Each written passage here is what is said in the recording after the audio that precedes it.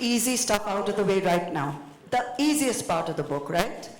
Why is India obsessed by your sexuality? Easy. Well, that's for some reason, as I said, the word conjecture is a word I use very often on my talk show. Well, that is because when people don't have final answers, they tend to kind of, browse around the topic always. And so have I. And but in the book, I've said what I felt the need to, and I've said it in a way that I felt I needed to express it. And there's really nothing more to say. So I think that every answer anyone's looking for is in the book. You know, there are several moments in that book where you talk about people confronting you at airports, at parties, and saying the most gross things, the most insensitive things, and you come back to them is sassy but also a little sad. Why should anyone have to explain any aspect of their lives at all or defend it? I think people sometimes, when you're in the celebrity zone, I think people tend to sometimes just not know what to say. Like I feel like when they encounter you, they either tend to overcompensate and say exceptionally polite things, or they'll say the most inappropriate things to you. I think anyone who's been in the celebrity space will tell you that you'll have people come and say the most overfamiliar things to you at times. And sometimes because they think that they own you, because you're in their living room on a daily basis, perhaps because of my television exposure, or the fact that one is around and all over the place, they feel they have an ownership over you. And sometimes that allows them to kind of cross the boundary of decency. And they'll say things that are inappropriate. And you'll have to stand there. Sometimes you can give a response back, which sometimes goes over their head, because it's not a straight-lined answer.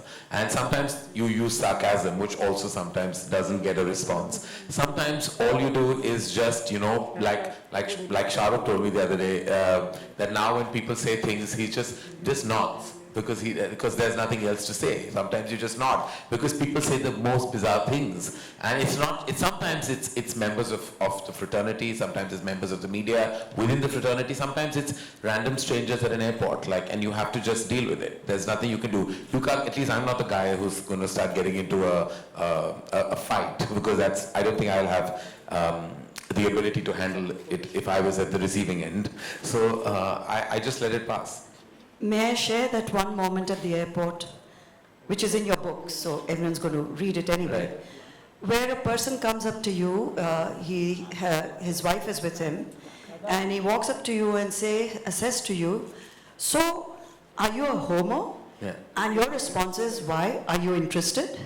And I thought that was just fabulous. That's, the aplomb and the tight slap that probably the man warranted. Well, it was what came out, literally it just came out very, because I thought it was an exceptionally inappropriate thing. And the wife was clicking a photograph of mine while he was asking me this question. And he asked me, patting me on my back. It wasn't just a car. It was an overfamiliar pat. As if I had, we had dinner last night, and he decided to ask me this question early in the morning.